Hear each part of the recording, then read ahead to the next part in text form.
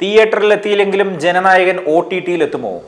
Jananayakan OTT update. Vijay ആരാധകർ ഏറെ കാത്തിരുന്ന തങ്ങളുടെ പ്രിയതാരത്തിന്റെ അവസാന ചിത്രമായ ജനനായകൻ റിലീസ് പ്രശ്നം നേരിടുകയാണ്. പൊങ്കലിന് റിലീസ് തീരുമാനിച്ചിരുന്ന ചിത്രത്തിന് സെൻസർ ഇഷ്യൂ കാരണമാണ് റിലീസ് അനിശ്ചിതത്വത്തിൽ തുടരുന്നത്.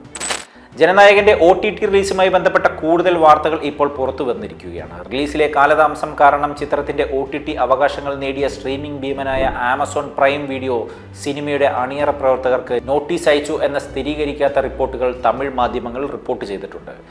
വിനോദ് സംവിധാനം ചെയ്യുന്ന ചിത്രം തിയേറ്ററിൽ 29 ദിവസം ഓടിയ ശേഷം ഫെബ്രുവരി 6-നാണ് OTT റിലീസ് തീരുമാനിച്ചിരുന്നത്. ചിത്രം ആ തീയതിക്ക് മുമ്പ് തിയേറ്ററുകളിൽ എത്തിയില്ലെങ്കിലും OTT സ്ട്രീമിംഗ് പറഞ്ഞ ദിവസം തന്നെ നടത്തുമെന്ന് ആമസോൺ പ്രൈം വീഡിയോ നോട്ടീസ് അയച്ചു എന്നാണ് റിപ്പോർട്ടുകൾ. വിഷയത്തെപ്പറ്റിയും സിനിമയുടെ അണിയറ പ്രവർത്തകരും ആമസോൺ പ്രൈം വീഡിയോ പ്രതിനിധികളും ഇതുവരെ പ്രതികരിച്ചിട്ടില്ല.